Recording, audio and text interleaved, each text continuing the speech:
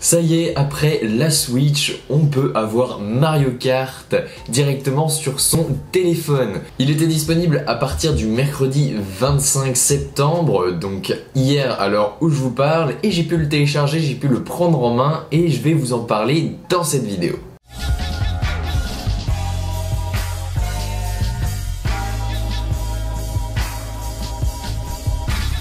Donc c'est un Mario Kart très différent de ce que vous pouvez retrouver sur Switch, Wii, etc. Mais pas si différent que ça puisque ce sont les mêmes personnages, ce sont les mêmes maps et c'est le même but du jeu. Cependant, il y a énormément de choses qui changent sur ce Mario Kart. Premièrement, ce qui change, c'est que vous êtes obligé de jouer en mode portrait. Le mode paysage n'est pas pris en compte dans ce Mario Kart.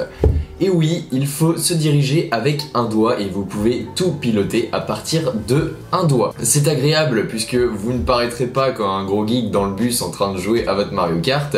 Donc tout simplement, ce jeu est super simple à prendre en main, encore plus si vous activez toutes les aides qu'il y a dans le jeu, mais pour plus de challenge, je vous invite à les désactiver.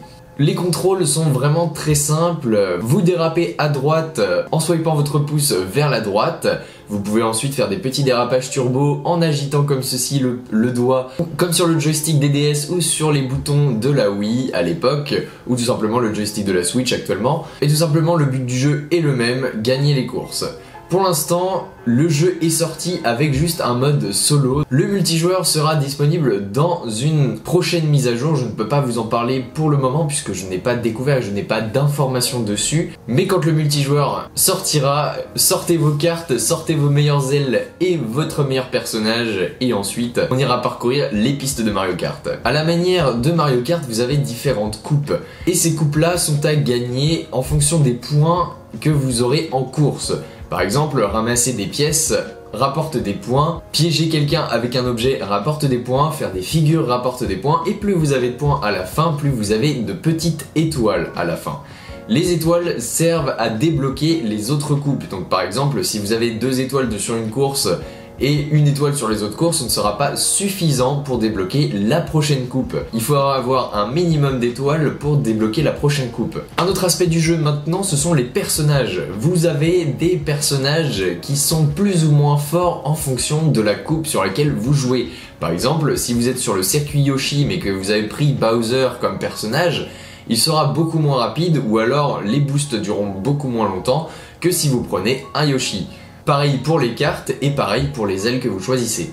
Par exemple, en personnage de base, j'ai eu Todd avec son carte et son aile. Tout simplement, il sera meilleur, il y aura des meilleurs boosts quand vous prendrez le personnage Todd sur ses cartes et sur les cartes où il est meilleur, plutôt que sur un château de Bowser par exemple. Donc tout ça c'est à prendre en compte puisque j'ai essayé de faire complètement l'inverse de ce que le jeu me demandait de faire. Par exemple, j'ai pris Todd sur un circuit de Bowser et effectivement c'est extrêmement dur de gagner la partie. Du moins beaucoup plus dur contre des personnages qui sont compatibles avec le circuit. Donc forcément, qui dit app mobile dit mini transaction et vous en avez à gogo. Vous pouvez gagner des rubis à la sueur de votre front, mais vous pouvez acheter partout dans la boutique des rubis pour justement pouvoir actionner le fameux tuyau qui vous permettra d'avoir des personnages ainsi que des cartes et des ailes pour être le plus polyvalent sur toutes les courses. C'est un petit peu décevant de la part de Nintendo, mais c'est une application mobile, ce sont les règles du jeu. Donc les courses sont vraiment variées, mais quand vous êtes super fort sur le jeu, c'est facile de tout finir.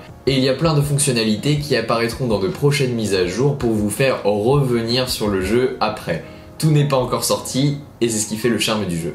Mon avis personnel, c'est que Nintendo a plutôt bien joué sur sa stratégie marketing étant donné que ce n'est pas du tout le même jeu que sur Switch ou sur Wii, c'est un jeu complètement différent.